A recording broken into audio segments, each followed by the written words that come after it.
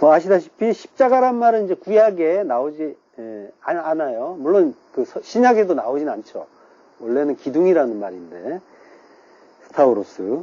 이제 근데 이제 당연히 이제 그 구약에 신약에 이제 새롭게 생긴 말이니까 구약에서는 십자가란 말이 나오지 않죠. 그 대신에 나오는 말은 나무예요. 나무에 달린다라는 그런 그런 표현들은 이제 몇 군데 나와요. 자, 창세기 40장 19절. 지금부터 사흘 안에 바로가 당신의 머리를 들고 당신을 나무에 달리니 새들이 당신의 고기를 뜯어 먹으리이다 하더니. 예. 요셉이 떡 굽는 이제 관원장, 떡 맡은 관원장에게 한 말이죠. 지금부터 사흘 안에 오드 샬롯이 욤이라고 해요. 오드는 연속, 계속, 순회, 이런 말이죠. 그리고 요 말이 이제 반복이면서 영원히 지속되는 그런 의미가 있어요. 오드라는 말이. 그리고 샬롯이 욤, 3일인데요. 지금 이제 3일 안에라는 그 의미와는 달라요. 조금, 그죠?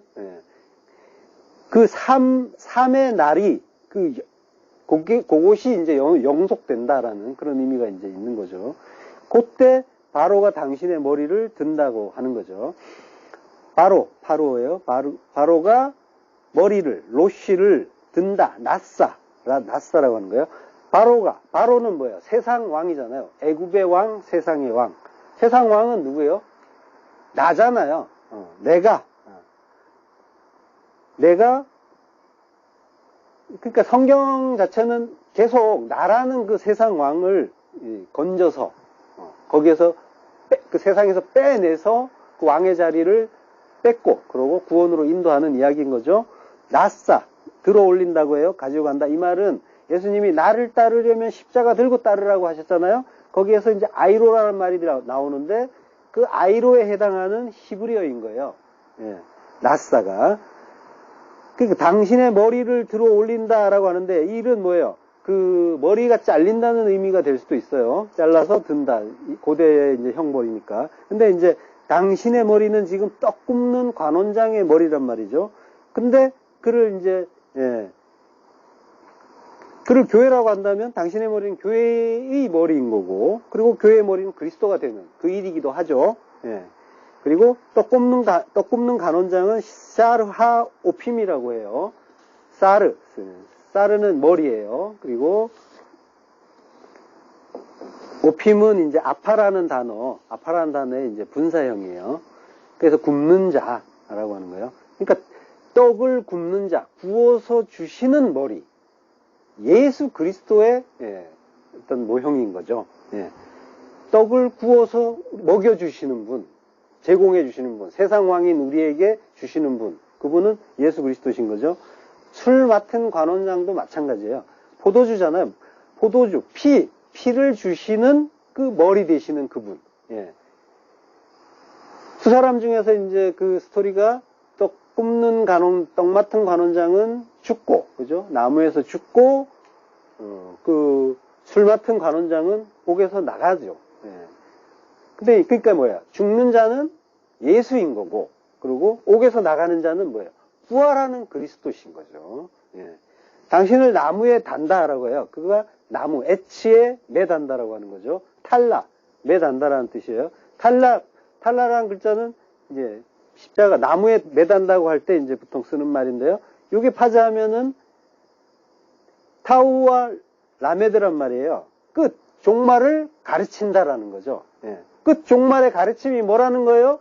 나무에 달리는 거, 십자가에 달리는 거. 그게 우리의 그 종말이고 그걸 우리에게 가르쳐 주시는 일인 거죠. 새들이 당신의 고기를 뜯어 먹는다고 해요. 이거 새들은 아니에요. 단수예요. 하오프라고 하는데요. 그 새가 메알라카, 당신으로부터, 당신의 위로부터 당신의 고기, 바사르를 육을 먹을 것이다. 새는 율법이잖아요. 율법이 예수님을 십자가에 달아 죽이고, 예수님은 바사르, 육신으로 오셔서 율법이 되어서 죽으시는 거죠. 모든 육은 이렇게 멸망해야 된다라는 걸 이제 보여주시는 일이잖아요. 떡을 만들어서 세상 왕인 나에게 주는 그 머리, 예수 그리스도. 그러나 그분이 오병이어의 떡, 세상의 떡을 배불리 먹여주는 분으로 오해될 때 그분은 어떻게 돼야 돼요? 나무에 달려 죽으셔야 되는 거죠. 예, 이 일이 지금부터 사흘 안에 사흘로 완성된다라고 하는 거죠. 지금부터 영원히, 영속해서 영원히 지속된다. 예, 영원까지 가는 거죠. 예, 우리를 영원으로 인도하시는 일인 거죠. 이게 언약이잖아요. 내가 죽어줄게. 내가 나무에 달려 죽어줄게. 예, 그 그리스도의 영단번의 십자가 죽음이 그 한 번으로 영원까지 우리를 살리는 죽음인 거죠. 신명기 21장 22절 사람이 만일 죽을 죄를 범함으로 내가 그를 죽여 나무 위에 달거든 그 시체를 나무 위에 밤새도록 두지 말고 그날에 장사하여 내 하나님 여호와께서 내게 기업으로 주시는 땅을 더럽히지 말라. 나무에 달린 자는 하나님께 저주를 받았음이니라. 예. 사람이 만일 죽을 죄를 범함으로 이거는 이제 이 마웨트 죽음의 미시파트 법 이게 이제 미시파트가 번역해서 생략된 거예요. 죽음의 법의 죄라고 하는 거예요. 죄는 이제 헤트라고 하는데요. 그러니까 죽을 죄라는 말은 그 죽음의 미시파트 그 법의 죄라는 의미가 되는 거예요. 이게 이제 계속 연결돼 있어요. 명사가. 예, 그러면 뭐예요? 죽음의 법이라는 죄인 거죠. 그 죄를 범하면 이라고 하는 거예요. 그럼 죽음의 법이라는 건 또 뭐예요? 죽음의 법은 율법이죠. 예. 율법의 죄. 율법은 우리 두 마음을 말하잖아요. 두 마음을 통해서 하나님 말씀을 바라보는 것. 이게 죄잖아요. 모든 것이 말씀이고 모든 말씀이 선하신데 우리의 두 마음은 그 말씀을 선악으로 나누고 있잖아요. 생명의 성령의 법인 그 하나님 말씀을 죄와 사망의 법, 율법으로 받고 그리고 율법으로 만들어 버리는 것. 이게 하나님 나라의 대적자가 나무에 달려야 하는 죄다라고 하시는 거죠. 그래서 나무에 달린다라고 하는데요. 내가 그를 죽여 나무 위에 달거든 그 시체를 밤새도록 두지 말고 그 나무에 그 날에 장사하라고 해요. 네벨라 시체, 시체라고 해요. 송장, 시체.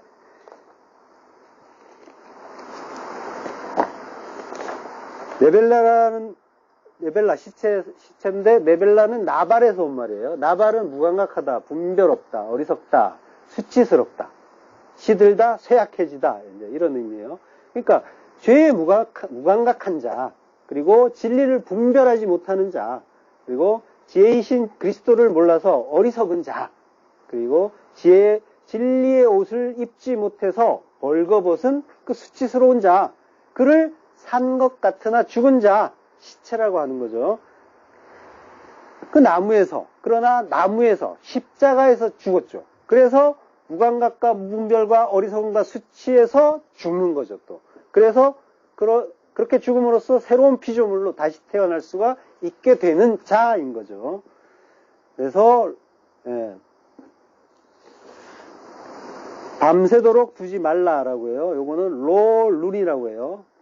밤을 지내지 말라. 그리고 반드시 그날에 매장하라라고 해요. 그날에 장사한단 말이 이제 장사한단 말이 카바레예요. 이게 이제 히필령으로 썼단 말이에요. 그러니까 반드시 매장하라. 반드시 장사하란 말이에요. 언제? 그 날에 하요매. 그리고 배 전치사가 이제 그 용 앞에 있어요. 배 전치사는 뭐뭐 안에라는 거죠. 그러니까 그 날 안에. 시간적인 어떤 한계를 주는 말 같죠. 그렇지만 이제 그 요미라는 말이 그 낮이란 말도 있고 날이란 말도 있잖아요. 또 있잖아요. 그리고 요문 오루 빛이라고 했잖아요. 그 빛을 날이라고 하자고 했으니까 날은 빛이기도 한 거죠. 요문 오루란 말이에요. 그러니까 빛이 있는 때가 낮이라고 했잖아요. 그 날, 그 빛, 배 전치사가 뭐뭐 안에란 말이에요. 그 안에서, 그 빛 안에서 장사하라라고 하는 거죠. 예. 진리 안에서 장사하라. 왜냐하면 키라는 말이 있어요. 나무에 달린 자, 탈라가 된 자는 하나님께 저주, 켈랄라를 받았음이니라라고 해요. 요거는 이제 받았음이니라 이런 그 동사는 없어요. 직역을 하면 나무에 달린 자는 하나님의 저주다라고 하는 거예요. 저주는 매우 매우 싫은 거죠. 그래서 이가 갈릴 정도로 미워하는 거죠. 하나님이 싫어하시는 그 율법, 그거는 반드시 십자가에서 도말해야 된다라고 하시는 거죠. 그런데 이제 모든 자가 그 죄와 허물로 죽은 자고 거기에서 자유로운 그 의인은 아무도 없단 말이죠. 그러면 어떻게 해야 되는 거예요? 저주받고 하나님이 지긋지긋하게 싫어하시는 우리의 우리 안에 그 율법을 십자가에 달아 죽여야 한다라고 하시는 거죠. 그래서 그게 하나님의 저주를 받고 죽으면서 그 저주에서 풀려나는 일이 되는 거죠. 저주를 받고 그 나무라는 저주 안에서 죽으면 저주도 함께 죽어서 더 이상 저주가 없게 되는 거죠. 켈랄라. 이것도 파자하면 부숴서 가르쳐 주신다라고 하는 거예요. 그걸 저주라고 하신단 말이에요. 저주하시는 것 같지만 부수어서 우리의 엉터리 성전을 완전히 돌 위에 돌 하나 남지 않고 완전히 박살내면서 라메드 가르쳐 주시고 그게 켈랄라인 거죠. 이걸 저주라고 이제 말씀을 하시는 거예요. 표현을 하시는 거예요. 저주 같지만은 어마어마한 은혜인 거죠. 그렇게 완전히 박살내서 부수면서 가르쳐 주시지 않으면은 우리는 영원한 멸망에 떨어져도 어떤 항변도 할 수 없는 그런 존재니까요. 히브리서 12장 5절 후반부 합독하시겠습니다.